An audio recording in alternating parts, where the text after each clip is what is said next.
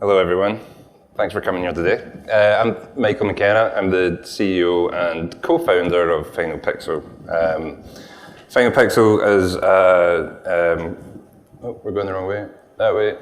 Global virtual production studio. We're specialists in virtual production from concept to FinalPixel. That's how we like to talk about it. I'd like to start by saying thank you to Carlos and Ard and the whole team for everything they've done to make this happen this year. We started speaking with Breda University about a year and a half ago about how we could work closer with them in terms of talent pipeline and working alongside the university and knowledge transfer to do with virtual production. That's been evolving over the last, as I say, year and a half, and it's been such a great partnership, and there's a lot more that we hope to do there. This is an amazing institution and has got an amazing ability to create excellent students that come through here that are very ambitious and very keen in the world of games and increasingly now virtual production. So it's amazing. A little bit more about us. We describe ourselves as a virtual production specialist, but we specialize in end-to-end virtual production. So what we like to do is start right at the start of a project and see it all the way through to post and delivery. We have a virtual art department, and we've got a pipeline and the knowledge to execute across the whole production cycle. We also have a global partnership with Hogarth. Hogarth are an advertising agency production company, and that has given us this increasing breadth across many different countries at the moment, and how we are bringing virtual production to Hogarth clients and working jointly at a strategic level on how to take virtual production beyond a kind of tactical thing to actually looking at it as an overall strategy for major clients, and this is something that's happening right now. So today's talk, I want to bring things up a level and bring some context to what we're seeing. There's a lot of talk about stages and technology, and we can get into all the specifics, but let's take it up a level. Here's a quote about disruption. Those who disrupt their industries change consumer behavior, alter economics, and transform lives. I think, changing consumer behavior, altering economics, that is the definition of disruption. The really interesting one here is transforming lives. Like, are we transforming lives with what we're doing? It's a powerful statement. I suggest we're living through the greatest disruption to content making we've ever seen. So what do we know? What can we expect? Why did I say this? Well, we know that technology disrupts, and you only have to look at some examples to get there. Now, I'm looking around at some of the students in here and guessing that some of you may never even have seen any of these items before in your life or know what they're for. VHS, floppy disks. Apparently, I found out actually some people do still use floppy disks. Airplanes, if that makes you feel safer. But yeah, apparently airplanes, because we're about 20 years ago, and 20 years ago, people still use floppy disks to transfer data. Actually, to get avionic information onto a Boeing 747, you still use a 5-inch floppy disk, which is crazy. Sony Walkman, listening to music through this. And then, telephones. I watched a video recently of, again, some Gen Zers trying to operate this type of telephone and really struggling to understand the concept of it. All of these things are now essentially obsolete. Now, everyone knows about those stories. I feel like a lot of you could understand that. Videotapes have gone, we've moved on, the internet's happened. But I want to also talk about how that technology not only changes how we engage with things, but also changes how people buy, how companies buy services, how companies buy products.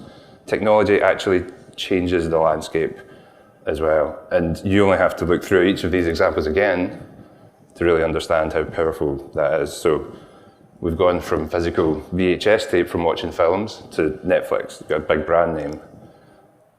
Data's now in the cloud, AWS. Spotify and what they've done with streaming, how that's changed everything. and iPhone, need to say more. I mean, it's incredible how the technology that's changed how we engage with each of these ways of doing things has now also led to and created companies and brands that are massively global and hugely influential in how we engage and buy products and services. So what about film? What's that got to do with film and TV? Because we're talking about virtual production. Well, in the past, we might have said film to digital was the big tech disruption to filmmaking, right? We all went through that period of the early noughties where digital took over and essentially traditional film camera productions dropped off a cliff. And this is just an example of, where film camera sales went and shows, how quickly that adoption happened and how quickly we moved into a world of digital. I guess the question there is, did that really change processes? Did that move to digital really fundamentally shift things the same way I've just talked about some of the other industries that have been massively disrupted by technology? So where are we now? This is very simplistic, but I think it's fairly true. There are market pressures on content production and film, TV, and advertising, which I've seen are very similar across the board. We have much higher expectations from our audiences and from our buyers of these services, much higher volumes required. We're also seeing huge cost inflation in how we actually make this type of content, while at the same time, it feels, like there are reducing budgets. There genuinely are reducing budgets out there for the money to go into content making individually. So we've got this situation where the market pressures are more acute than they've ever been, and we combine that with an explosion in technology over the last couple of years to do with filmmaking. You might say it's been going for the last 5 to 10 years, but this is really, incredible amount of different things that are synergistic and working together. And at the moment, I think this is what we're calling virtual production. And it's a term we've came to land on, the combination of photoreal game engines, the control softwares they use, motion capture, advances in motion capture, some of the augmented reality, approaches to live in particular, improvements in graphics processing, artificial intelligence is the latest one that's screaming ahead in terms of how that's developing, remote workflows, LED display technology, all of these things combined and all the advances that we've seen is converging on this different way of doing things. And so when you combine these market pressures and the sort of potential change of technology with this sort of, increasingly new ways of doing things, I think it's like a tinderbox. I think this is, we are seeing massive change, and what it's going to do is change exactly how we make film, TV, advertising in a very significant way. And we're seeing the start of that.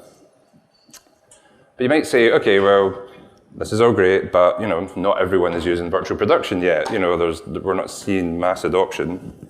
So what are the barriers? People say maybe it's too hard. Maybe the images are not photoreal enough. Maybe the processing is not fast enough, or it's just too expensive. And this is the general vibe. I've heard all of these things at one point or another.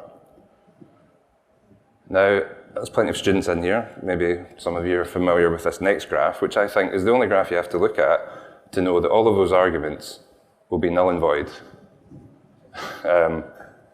So Moore's law, the number of transistors in a dense integrated circuit doubles every 2 years. And I'm sure everyone's very familiar with this. That blue line was the prediction of Moore's law. The little dots is the reality of where we've ended up on processing power. And yeah, processing power isn't everything. Virtual production isn't all just about transistors, media servers, or an LED wall. But direction of travel and what we can learn from the past, well, I think it's very clear where we're heading. But like I say, it's not just about this, technology. What's happening is it's changing the way we do things. It's changing the way businesses are structured. It's changing the way that we engage. And it's a method. I think virtual production is the way we've came to call this combination of things that are going on right now, and it's our best way of describing it. It's a method, it's an approach. It's not a single technology, it's not a single combination of technologies. It's almost a third way, a new method of filmmaking. I think it's a movement. It's almost a cult at the moment. So here's some of the stuff we've been doing, and amongst all that.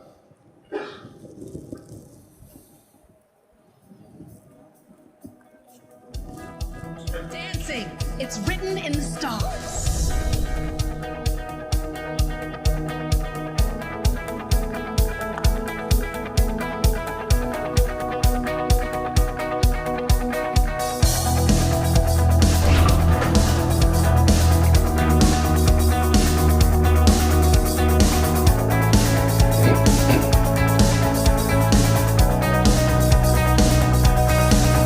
Verstappen, you are world champion.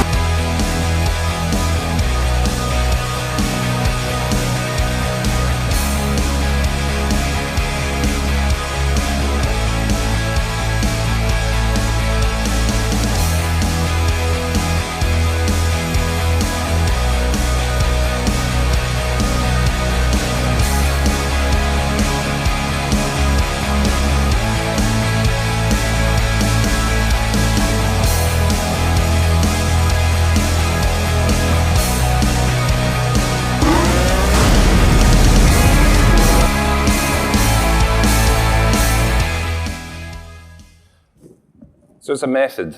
Now, if anyone comes from a visual effects background, or even any corporate background, you might think, okay, yeah, it's a method, so therefore it's all about IP, it's all about our pipeline. Our pipeline means everything. Virtual production is a proprietary thing. We're going to be the people that do the virtual production pipeline. I think that there is an element of truth in that pipeline, but it's not everything. This is what I'm trying to say. It's a method. It's a way of doing things. Just like we make films the way we make films now. Not all of it can be held on to. And one of the reasons why I think that is because you only need to look at the people who are impacted by this new method of doing things. I mean, this is just a very rough. I could probably put a lot more on here. These are all the roles that I just wrote down, off the top of my head, that I knew would be impacted from virtual production, or we've seen their job roles being impacted by the way we do things with virtual production. That's like 30 different roles, some of which massively impacted, some of which slightly less. I've written P, not IP. I think it's people, it's not all about IP, it's also about people. So for the rest of this talk, I'm going to take you through some case studies. End-to-end virtual production. This is a simplified pipeline to understand what I'm talking about when I say end-to-end. From creative, the design and build, the previs, through to production, and then post.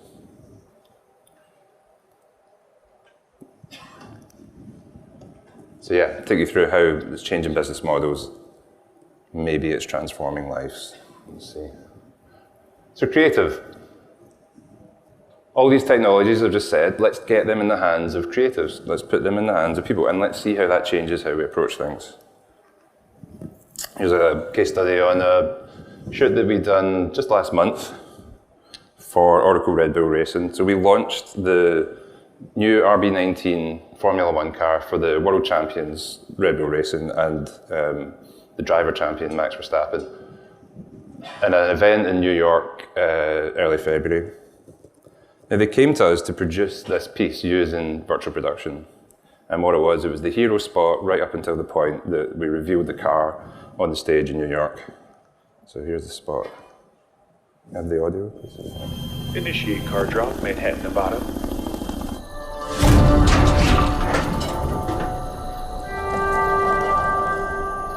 Max, they've dropped the car off in the wrong Manhattan. I need a car in New York in 36 hours. You got it, boss.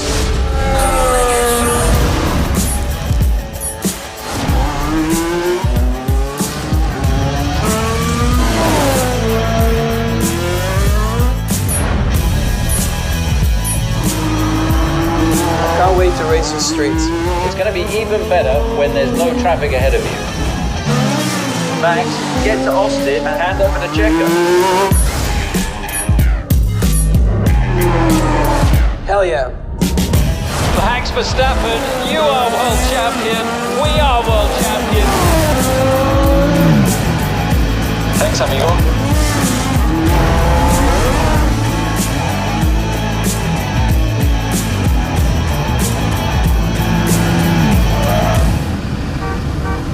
Checo, we need you at the launch.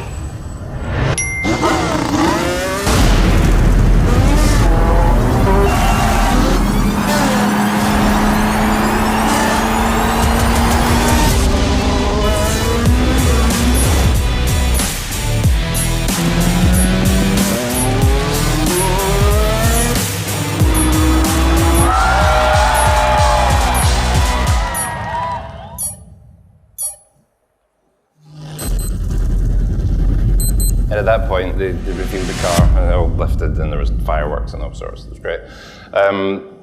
There's a little extra piece on the YouTube here. You'll see at the end, a little bit behind the scenes of actually how it was done. It was at a stage in the UK. And yeah, we had a Formula One car at a virtual production stage. There's a few cameos in there. So what I would call this is the car formula for doing virtual production. For the virtual production car formula, you might call it. And I think this is what I mean about how it's a new method of filmmaking. It's changing the way we do things. We have a combination of an LED volume where we had pre-shot location footage, drone footage, used stock footage, and created driving plates and all sorts in Unreal Engine. That went on the wall alongside the car. We also used Unreal Engine renders of a 3D model or of some of those same locations that were used on the LED wall. And we had a VFX, typical VFX process, if you like, of adding in 3D cars, animation on top of location footage, drone footage, and stock footage. That, obviously, we didn't actually take a Formula One car over the Hoover Dam, but that is the point here. We can tell stories that would have been otherwise probably impossible to tell, certainly impossible in the time frame it was to make this piece. So we made a road trip movie without doing a road trip. The 3D assets that were used were repurposed across the whole pipeline. And so it created an amazing efficiency. And I think one of the kind of favourite shots in the whole piece is this render of the car as it comes out of the crate, which was a request on set to, we wanted to see the nose cone. That is a render straight out of Unreal Engine. Now I think that is Unreal Engine 5.1 at its best, showing how we can create photoreal renders in a fraction of the time, So that was a shot that was hard to achieve on set. We were like, okay, well, we'll do it in Unreal. We'll render it out of Unreal. I think that is what I mean around how this is a different method. If we start applying that thinking to how we approach content production, then it is massively going to increase the potential and the creativity that we can do for our clients. The other element of car shoots, just as an aside, is the car volume, and this is another example of how you can use virtual production with cars and actually having the actors sat in this kind of volume doing all the backplate sort of car driving plates has been something that has already been quite well adopted, and is actually probably one of the most, I would hazard, the most regular thing that people are doing in virtual production at the moment. And one of the main reasons is that it just provides a lot for the director and the DOP. It provides the director with the means to focus on the talent rather than focusing on, having to focus on taking the car on a low loader around city streets and blocking things off and worrying about the weather and all sorts of things. Like it's a kind of no-brainer. So yeah, virtual production with cars and car formula is definitely something that we're going to see a lot more of. So pre-production. So this is the design phase, the previs phase. We're seeing lots of new business models appear in this area as well. So we know of a large US-based retailer, I can't say names, but they're supporting the traditional production of their work. So when I say they're still filming in a traditional way, But now they're using Unreal Engine to previs their shoots, so they can like plan them out a lot more. And this is just one element of how using Unreal Engine is going to become woven through every element of the filmmaking process. Or I can see how real-time game engines are going to become this tool which is easily accessed and working its way through the whole process. Another example in here is the Covent Garden shoot that we done last year. We recreated full 3D 360-degree worlds throughout history of Covent Garden, which is, if anyone's not been to London, it's not actually a garden, which we had to take a while to explain to all our US colleagues this. They're like, where's the trees? It's like, yeah, no, there's not. So Covent Garden, this historical square, we done the concept art. So the concept art, the design, we started that phase with this, and then that allows us to plan out the rest of the shoot. The concept art here was beautiful, set up the sort of, the desire of these different stylized eras of Covent Garden. We went through a previs process, again, this is all so quick to do now with virtual production means and methods. We were comparing different cameras here, like how things might look potentially if you use a Sony versus an Alexa Mini. And then we even had these fly-throughs that would allow us to think about the space. And this was all about an Unreal Engine. That was one era. And here's I think this was the Georgian era. Line drawings. So we created these full 3D worlds, and what I mean about how this is a different method of filmmaking is that it allowed us to go to the director and say, I understand you're filming a documentary. I want to give you or attempt to give you the experience of filming a documentary, but being in a studio. So we would say to him, right, where do you want to go next? And he'd be like, okay, I want to go and film in front of the church there. And so we would reposition the environment so he could film in front of the church. And we would do a live relight, we'd have the DOP there, I'd say, right, okay, let's move the sun up there, we'd move the sun, we'd do all that, we'd reposition, and then we could shoot in front of the church. And then he'd say, right, this next bit of the story, we need to talk about the house that's over there. So we'd go over to the house and we'd shoot over there at the house. So we're trying to bring the kind of speed of documentary filmmaking and the more like less planned nature of it to virtual production stage. And, in doing that, try and demystify this myth that everything has to be solidly done in pre-production. Actually, there are ways where we can use virtual production to create much more spontaneity on set and to allow directors of a particular method to be able to apply that to a virtual production shoot. AI is another one in pre-production. So there's a lot of talk about AI. I think we even got Asa here who's going to give you an amazing talk, I'm sure, later in more depth than this. All I wanted to do here is talk about, at a high level, again, how it's actually now disrupting the disruptors, because we're building virtual art department pipelines, which actually, with AI, we can now create scenes in 4 seconds, literally 4 seconds. That's all it took to build this very rough scene. But we used Kubrick. We've done a lot of testing in that over January in our workflow. We had it on the stage in London. We went through the pipeline with Disguise. We tried out in that whole way. And yeah, we got results from it. Like we could find, I'm sure, in certain situations, ways to film with this technology once it matures a little bit more and the workflows are made even smoother. So again, like that, what does that do if you think back to the start of this, to the technology, to the business models, to the sort of things that will come out of this combination of technology and market pressures? Let's talk a little bit about production. This is what we've seen already over the last couple of years. Live action and VFX, I would argue, have always been very kind of separate parts of the industry. They overlap on set. There's a lot of VFX coming to support live action shoots, of course, but very much they've been run as different departments, very separate. We have live action shoot producers, we have VFX producers. A technology-enabled business model has allowed us to launch FinalPixel is we are a live action and elements of VFX company. So we call it virtual production, but it's this meshing of live action and VFX components with our virtual art department, etc., that has created a new way of doing things. Here's an example.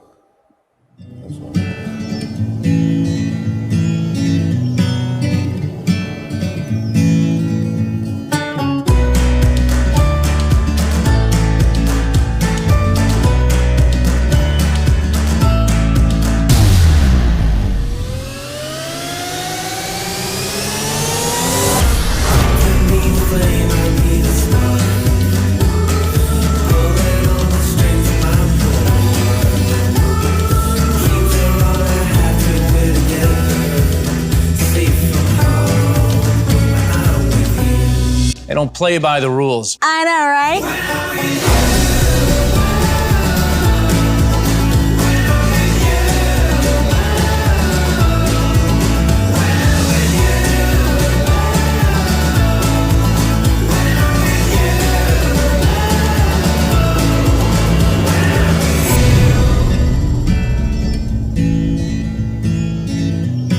So, that was 4 locations in one day, that's possible.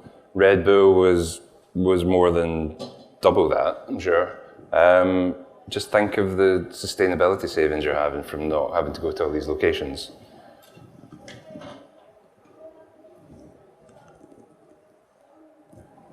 And that was the 4 locations. So here's my plug for tomorrow.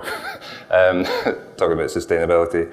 There is an extra part of this conference tomorrow that FinalPixel, we're huge supporters of, and we're doing a lot in the background. Jody, our training manager in business development, is also really key in pushing this forward. The VP Green event tomorrow is a symposium to actually bring together, again, more of the leading minds of people who are trying to enact change in the industry to do with sustainability and how virtual production can support that. So tomorrow here in Breda, it's amazing that we've been able to do that alongside this VP Gathering conference. So yeah, if you are here tomorrow, please come along. Okay, so back to business models. We're tracking roughly 300 stages, up from only 3 in 2019, which is something that I think Miles from Epic said last October. 300 stages. I think it could be more than that, it could be less. But what's really fascinating about these stages, I think, is again, we are seeing new business models all of a sudden come into play. You've got physical stage operators. So up until now, production buys from a studio. You go to the studio, okay, we need a box to do our shoot in, we're going to buy from you. Great, come on in. With virtual production, now we're seeing physical stage operators offering creative services. I mean, it's slightly mind-blowing in terms of how quickly that's changed. So that you now go to a studio and they say, here's a virtual production studio. We can give you support on your script, we can help you, advise you on how the best way to shoot in virtual production is. In fact, we can even create the content in your background. The content that's going to go in your production can now be provided from a studio. It's amazing how fast that's developed, and I think we're still seeing the impact of that on how people buy and the long-term impact of that is still to work its way through the system, I think. But yeah, it's fascinating. This is naturally what these stages are offering and what is being put out there as a service is creative. One such stage in the UK, again, which has helped enable a lot of these things for us in virtual production, was a virtual production test stage that was set up a year or so ago, or 2 years ago, I think, in Guildford, just outside London. And that allowed us to do some R&D, some tests, and again, like pushing the technology. So here's an example, just a short clip. Show some of this. We're here today at the Target 3D Digital Catapult stage in Guildford. It's a proof of concept, really, to prove that we can use live motion capture data piped from an actor off stage onto a virtual creature on the stage who's interacting in real time with a real human actor in front of the stage. I am the motion capture artist interpreting the werewolf monster today. I see a potential victim, and in order to lure them into my claws, I initiate a dance battle. We've got the Unreal side of it, the virtual side of it, and there's practicals put in, so the props being the car, the rubbish, and then from there, we're then tracking mocap artist in motive, And then that is then put through into another piece of software called Motion Builder, where we're actually now applying the skeleton of the actor to the character. So that was a great example. I mean, that creature that we built, we tried to make it as complex as possible. We actually had the TD from the movie Encanto, the Disney movie, who looked after all the hair and the really complex animation that was involved in that, help us build a groom, which was the most complex we could build, and try it in virtual production to see if it would actually run smoothly. And we were hitting frame rate. It was incredible. So I think, again, the potential there, as we know, is huge.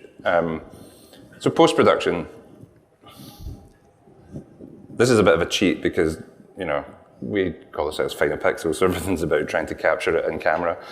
So it's not quite post-production, but here we go. Australia Woolmark, so last year, this was a hybrid production. So again, it's another thing about different ways of approaching production, how virtual production is changing it. And it also used a sort of large-scale real-time FX for this fire scene. Let me show you the spot. What does it take to climb to new heights? To face into danger?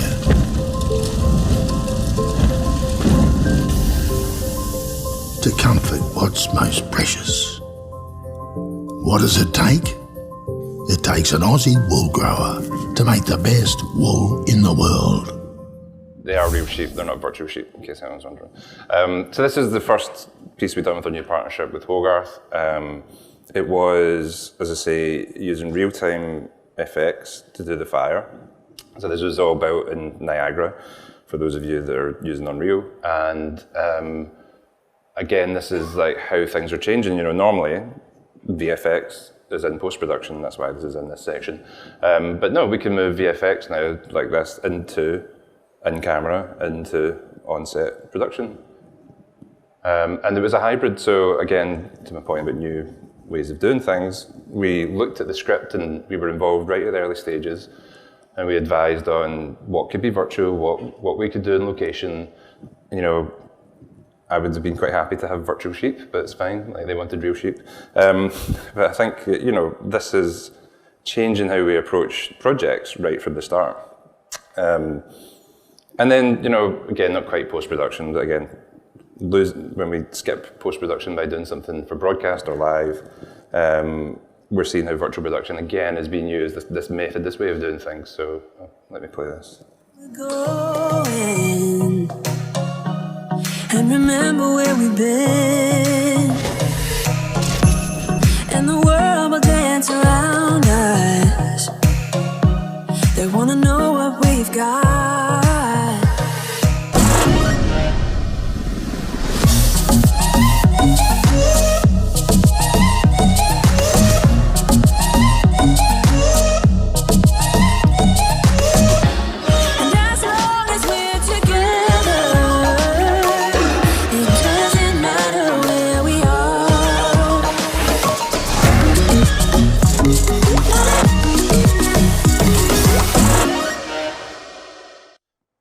And just a couple of weeks ago, we also had a live stream as part of the SMPTE Greatest VP show. So SMPTE UK put on this amazing event with a huge range of great partners from Garden Studios, Frame Store, Lambda, the London Academy of Music and Music Dance, and also the Anna Valley. Lots of amazing partners in the UK came together to put in this showcase. And one of my favourite shots from it is this one that I've shown people since, which is, if you look at the main image, obviously, how immersed are we in that scene? Like, it was lit beautifully, it worked great.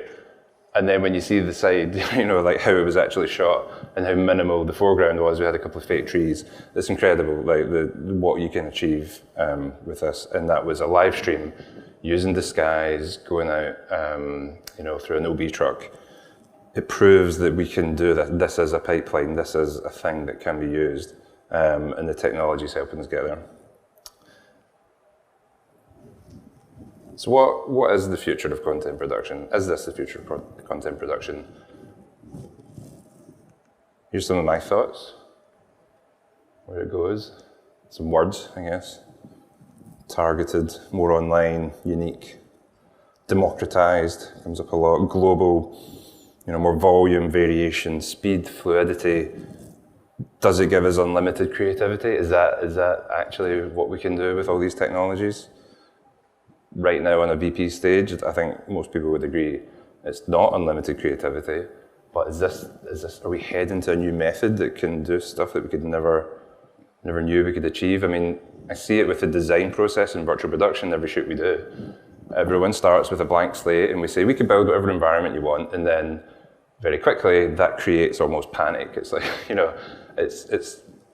one of the great things about film and TV and all of the approach that we take is that it always creates limits. Budgets create limits, and so people have to work within these limits. But when we start these projects and say you can build whatever world you want or any environment, you want to have live chickens in the background? Yeah, you can have live chickens.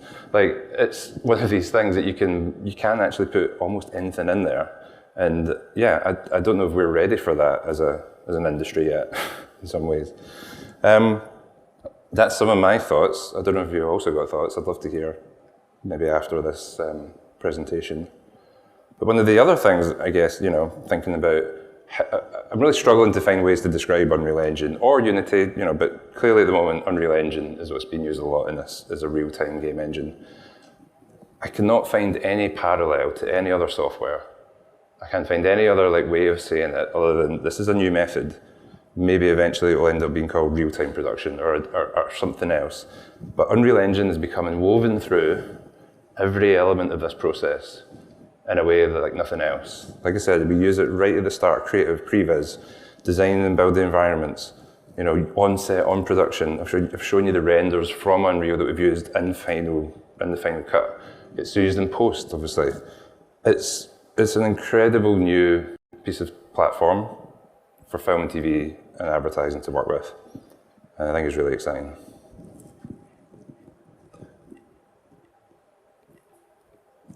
But don't get me wrong, I'm very happy that we've settled on virtual production as a way to describe this. For a while, people still talk about in-camera VFX, which I find kind of sort of okay, part of the way there, but I think this is something much more beyond a kind of traditional VFX relationship. So yeah, some closing thoughts on this then. Adapt or die. So how can you prepare? This is the final piece, right? I'm nearly done. In true filmmaking style, I want you to think about the hero's journey. Leave your comfort zone. Get out there, embrace the change. Find a mentor or a coach to guide you through this. Overcome the adversity together, and then you'll return wiser and share that with your colleagues and friends when you come home. That's what to do. Get out of your comfort zone, embrace the change.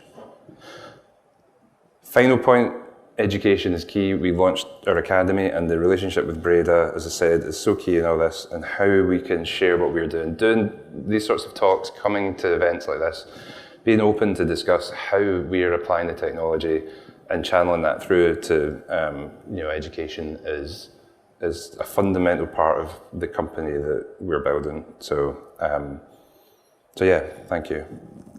That's me done. I could take some questions if we've got a minute or two. Yeah.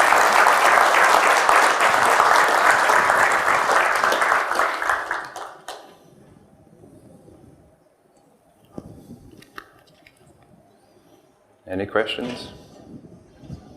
Everyone happy? Any questions? Hi, Stefan. Hi, Michael. My name is Stefan Gentis. I'm former director, producer. I work at Reckitt. I think we're the only brand here today. We're really embracing virtual production, which is why we're here. So one question. You were talking about disruption, how Unreal is disrupting the filmmaking process. You called it the third way of making film. I think it's really interesting. It's very insightful, and it's really, really true.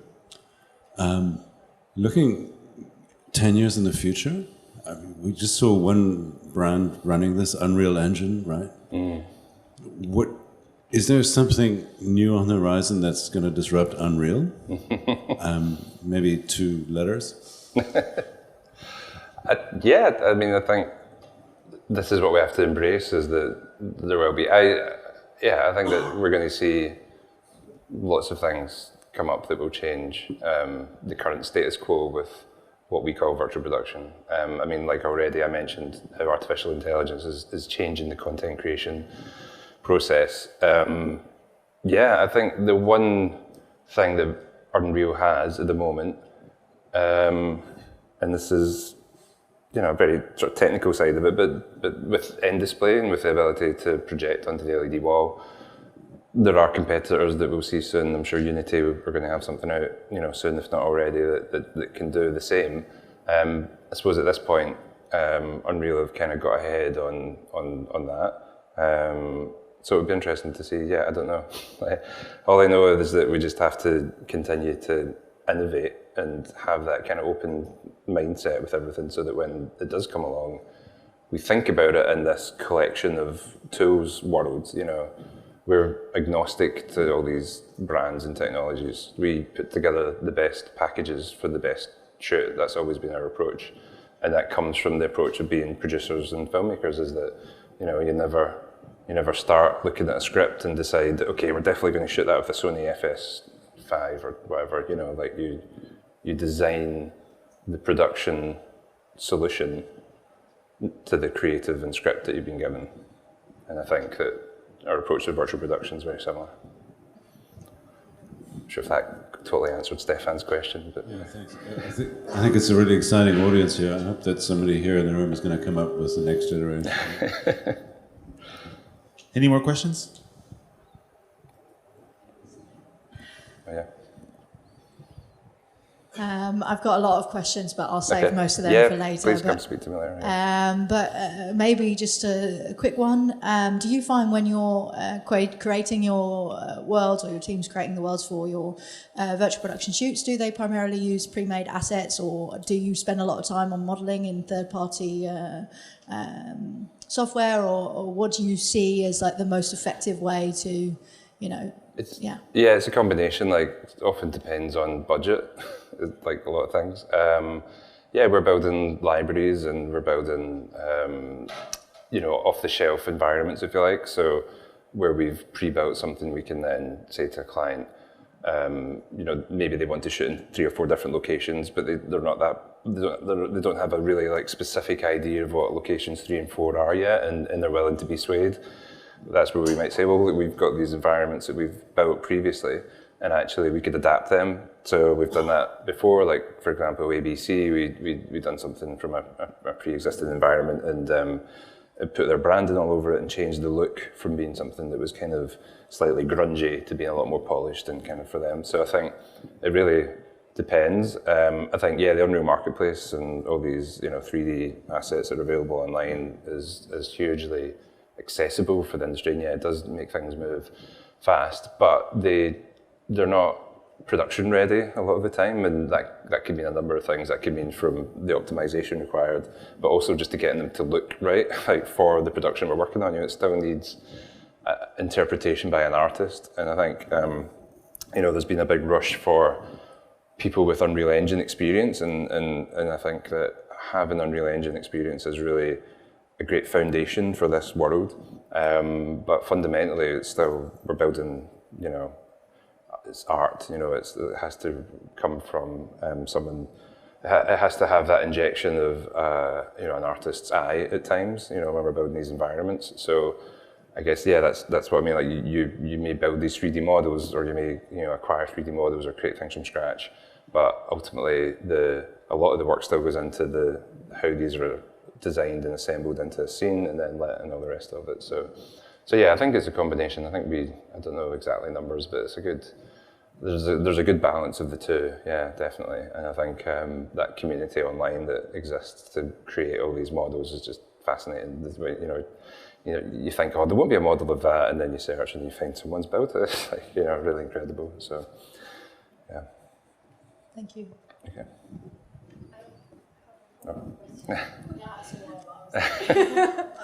It's with something that you mentioned about the 3D artists creating assets, do you see a cross-pollination between the game industry, like 3D artists coming now to this industry? Like, have you seen some movement in that? Because I think it's interesting for our academy, because we have a lot of game students that are doing 3D art, and this is possible a career path. Yeah, I would say more likely at this point in their career. So yes, people that have done a bit of game at university and then decided they enjoyed. I can think of a number off the top of my head. Like there was somebody that was working with us just on the Red Bull shoot, for example, who had been doing games and was being drawn into the art side and the 3D side and the virtual production side, and is now, been working on that kind of thing for us. So I think where I'm probably seeing less is people that are already in games deciding that they want to jump into virtual production. But I think that's just a matter of, because most people who are working in games are like, you don't see them, they're too busy. The head down, they're on a deadline, like, they're not sitting looking around for jobs, perhaps. So yeah, I've seen more go the other way. Like we've had some great artists that ultimately were like, you know what, it's always been about games. I've always wanted to do games, and like there is this energy with games. And I wanted to touch on that in the talk, I never did, but like where we're seeing the energy, the drive that's really influencing virtual production is coming from games. I think, it's coming from those people actually. A lot of it comes from that energy that sits behind games, because it's definitely not coming from the traditional film and TV world, which is very much, mature and set in its ways in many ways. So that it's those game artists, whether or not there's a massive volume of them, the movement, the kind of cult, if you like, is very much being driven, and you see that when you go to conferences like SIGGRAPH, or there's the Unreal Fest and things like that. It's a very different energy compared to, say, a traditional film and TV conference, or the sort of people involved there, and it's really fascinating to see the difference. So yeah, I think we'll see more of that, and I'd love to see more game enthusiast artists try this form of, as a career, or try it out, because it'll give you different skills. Like you'll learn different things with it that may help you if you do decide to still continue with games, or maybe you'll still continue down this path and into like a VFX path or into a virtual production path. I think that there's definitely great skills you can learn from this, and you would probably, certainly in our virtual art department, you end up with a much broader sense of responsibility than you would on a game. So quite quickly we'll be giving artists like a whole environment to build or work on, so that, compared to just doing one single element and spending a lot of time on one single element, you'll be given that kind of scope. And so what you can learn from that, and the sort of working on the job education you get, which is really valuable from trying to learn as you go, I think is a great experience. Thank you. Right. Any more? Yeah. Michael, I think we have to wrap up here. Thank you. Unfortunately. Yeah, no, thank you. Thank you very much. Thank you very much for coming. Thanks, everyone. Thanks for having me.